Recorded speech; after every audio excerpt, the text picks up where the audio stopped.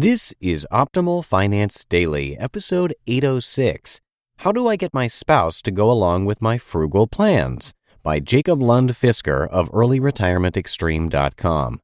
And I am Dan, I'm your host, and I'm here each weekday reading to you from some of the best personal finance blogs on the planet.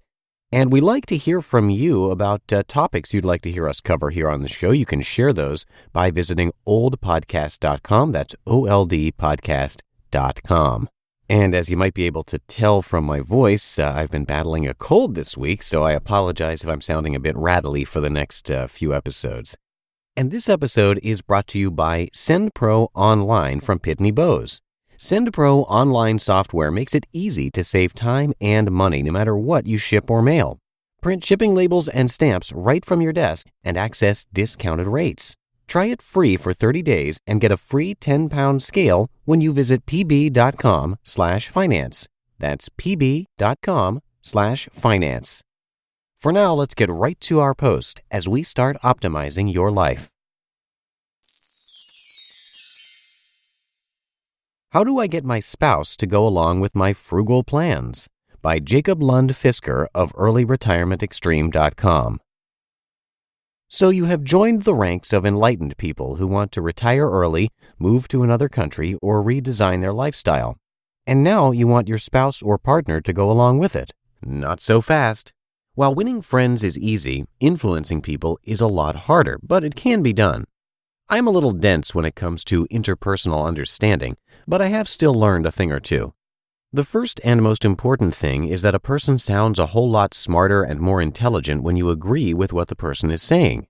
If you don't believe me, try to tune into an election debate. Candidates are very likely equally intelligent, but do they sound that way to you? Most people listen to other people mainly to confirm what they already know and be reaffirmed in their beliefs.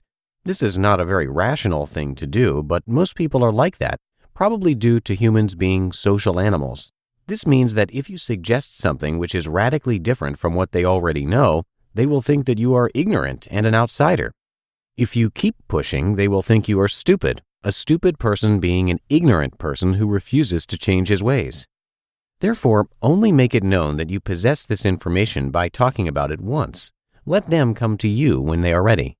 Most people, and especially children, will follow your example rather than your suggestions, if they follow at all. Children will follow practically any example and believe anything you tell them, so be careful there.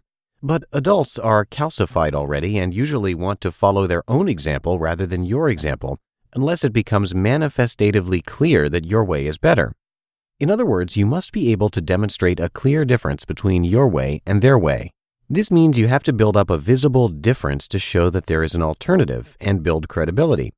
Once your spouse is ready, he or she will generally come around very quickly. For instance, you may build up a savings account or what people with bills, job dependents, and other liabilities call an emergency fund. If your spouse is already familiar with the concept, start talking about how your emergency fund will support you for 5 years, say, and that you are thinking about switching careers or taking a long hiatus. A 5-year fund is simply in another category altogether. It is qualitatively different because it gives you many more opportunities. A normal 6-month fund is only designed to pay your bills while you go and look for another job because you just got fired, or carry you over while on an extended sick leave. Those who focus solely on those problems will have a hard time wrapping their head around the larger time frame and the additional possibilities. However, if your spouse's e-fund is only the standard 6 months, but she is beginning to think that her current life path sucks, she will most likely start saving more so that she will have the same options as you. If your accounts are joint, you say you would prefer to save the money whenever she proposes an expense. Just suggest that you split some money into his and hers, and if she wants to buy something, fine, but you reserve the same amount of money for savings. After a while, you can start talking about the interest you are earning. One thing that tends to get people going is when I talk about how the money my savings generates on average corresponds to a full-time job at Walmart, and how that essentially means that the person is working for me. I can put this in really snarky terms too, using terms like mortgage and credit, and it seems to get people thinking. If you want your spouse to adopt some change, another thing to try is to find something they are familiar with. For instance, DW could not see herself living in a tumbleweed house, my original plan, so I started talking about boats. Then someone suggested RVs.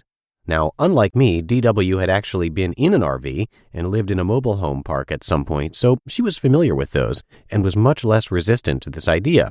Had she not been, I guess one way would have been to start camping and make the trips longer and longer, after which I would combine this with the suggestion that if we started camping full-time, we could cut our budget in half.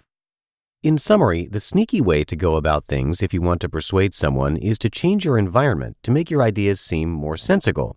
For example, try acquiring a majority of your stuff through swapping or free cycling.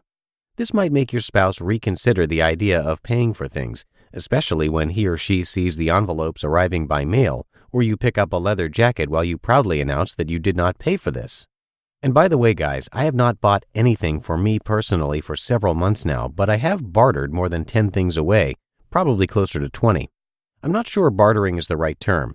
Sometimes I swap one for one. Other times, I give to person A and receive from person B, making sure that I give as much as I receive to maintain a fair trade balance. I'm working on this karma theory. Get furniture used and make this the normal way for you. Mention that this month your expenses were completely covered by income from your investment accounts. Cook meals that only cost $1 but taste the same as $10 meals. Later, you can start talking about how you don't need to work anymore because you have enough savings to retire. Now, none of this guarantees success, but maybe, just maybe, someday your spouse will have a problem that is best solved with one of your solutions, and then you will be right there. You just listened to the post titled, "How Do I Get My Spouse to Go Along with My Frugal Plans?" by Jacob Lund Fisker of earlyretirementextreme.com. Now, are you paying too much to send out packages and letters? And wouldn't it be nice to have a solution that can give you the lowest rates? With SendPro Online, it's easy to save time and money no matter what you send, from packages to overnights and letters. Easily compare rates and print shipping labels and stamps from your own printer and track all of your shipments along with email notifications. SendPro Online is only $14.99 a month, and for being an Optimal Finance Daily listener, you can get a free 30-day trial to get started, plus a free 10-pound scale to help you accurately weigh your packages. Visit pb.com/finance to access this special offer. That's pb.com/finance. Experience the better way to ship with a free trial of SendPro Online. And that's going to do it for today. I hope you have a great start to your week, and I'll see you back here tomorrow, where your optimal life awaits.